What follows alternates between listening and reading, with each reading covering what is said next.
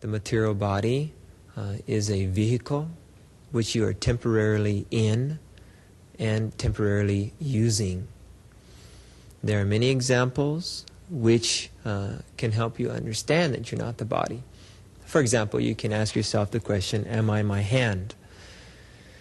And then you can ask yourself that if your hand was sitting on the other side of the room because it got, cut off by a sword, or it fell off, on your way to work or something, would you be where the hand is? Or would you be where you are looking at the hand? Actually, try to imagine a person freaking out. It happens quite often. People lose their hands, or they lose their arms, they lose their legs, or they lose their fingers, or they lose an ear or a tongue or whatever. And here they are, they're sitting there, and some people lose their genitals. You see, in accidents, industrial accidents. Just try to imagine the situation here. Here's the person, and his hand or his arm is sitting next to him on the floor or something. See, or his finger is on the ground. See, here he is working, and he looks down there and he feels his thing, and his finger's gone, and it's sitting there on the ground. It's quite a shock.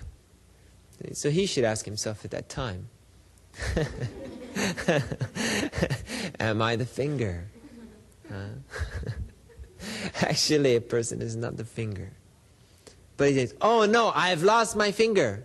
So he picks it up, and all the dirt and everything, it's all dirty and stuff. He picks it up and rushes to the foreman, the head of the workforce, and he says, as he holds his finger in one hand and he shows his no finger with the other hand, he says, I lost my finger, I lost my finger.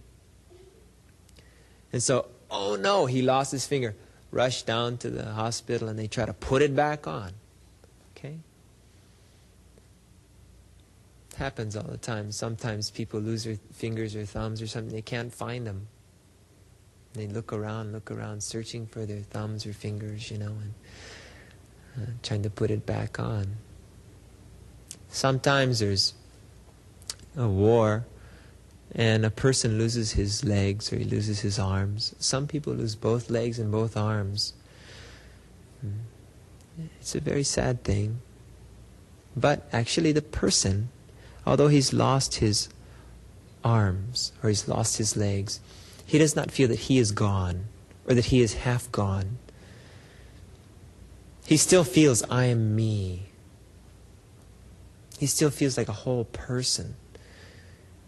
He doesn't feel that I'm only a half a person because half of my body is gone. He feels, I am me.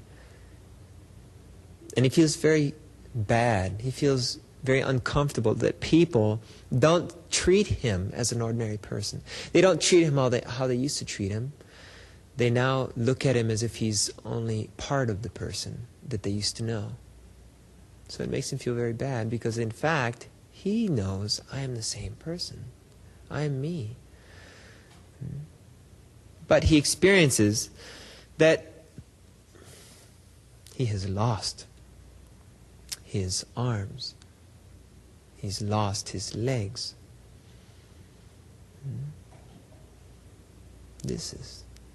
He's lost some possession of his. But he's not gone. You can do a meditation also. Actually, we don't want to go too much into depth, but this is the first point. To understand that you're not any one part of your body. There's all kinds of meditation practices you can do to learn this. You don't need to lose your arm or lose your leg. You can just go over each part of your body and ask yourself, am I the eye? Am I my eye? You can go over each part of your body, and you will conclude that you are not that part of your body. If you meditate, am I the hand? Am I the ear? Am I the right ear? No. Am I the left ear? No. You can go through every single part of your body, and you will not find, you experience or realize that you are not any one part of the body. Now, another way to understand your essence as being non-material is, or that you're not the body, in other words, is by understanding that the body that you have today is not the same body that you had 7 years ago. That the cells are always changing, which make up the body. Actually, there's a few cells, some cells like brain cells, they last, in a sense they last, in the sense that the cells do not reproduce, or what do they call it? What do they call a cell that reproduces?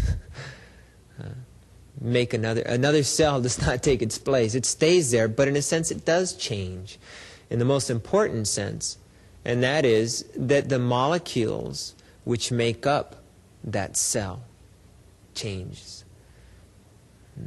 In other words, for example, the brain cells, in a sense, the same brain cell is there, but in fact, the molecules which make up those brain cells change every few days. So that in fact, the matter, the actual molecular particles that you might be holding in your hand today, if you were to be able to take your brain out and hold it, it would not be the same lump of matter that would be there 3 days from now. Every single molecule will have changed. All the molecules which are now in your head, okay, all the molecules which are now in your head, which is called your brain, every single one of those molecules will be gone in 3 days. It raises a lot of interesting questions like, where is memory? How come we don't remember anything longer? How can we remember things which happened longer than 3 days ago? This is another whole point. The point being that every single molecule in your body, other than, for example, the nail that you stepped on or something that still bits and pieces of it are somewhere in your body, or maybe if you got shot and there's part of a bullet in your bones, the bones are continually changing. The matter which makes up the bones are continually changing. The bullet's still the same piece of matter. It's breaking down more slowly. So in fact, no material particle in your body is the same, except maybe, like I said, maybe the bullet or something. But since it wasn't there in the beginning, you can't really consider that to be yourself. So if you know that all of the body is continually changing, the molecules which make up the body are continually changing, then you can understand that you are not the body. The body that you had on 7 years ago is not the body you have on today. Yet you existed 7 years ago. You know it. You can remember you were there. You existed 7 years ago. You can say, I remember I existed 7 years ago. But the body you had 7 years ago is not here now. So you existed 7 years ago and you exist today, but the body which existed 7 years ago does not exist today. Therefore, you can conclude that you are not the body. You are not matter.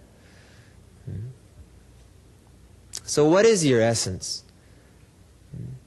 You are the life force, the spirit soul, only temporarily in the body, using the body.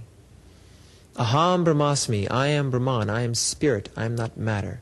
This is the first point, or the first part of understanding one's identity.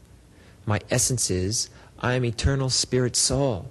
I'm the living force, only temporarily in this body. And when I leave this body, the body goes back to the dirt. It breaks down.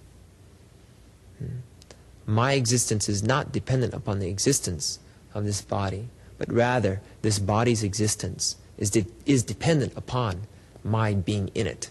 And as soon as I leave this body, then the very complex arrangement of matter breaks down into very simple forms of matter.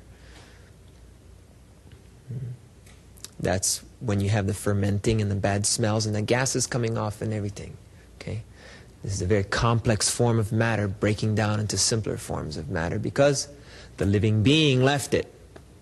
So as long as you, the living being, are in it, then the body will continue to be walking, talking, moving around, and not fermenting, not putting off the gases which a corpse puts off.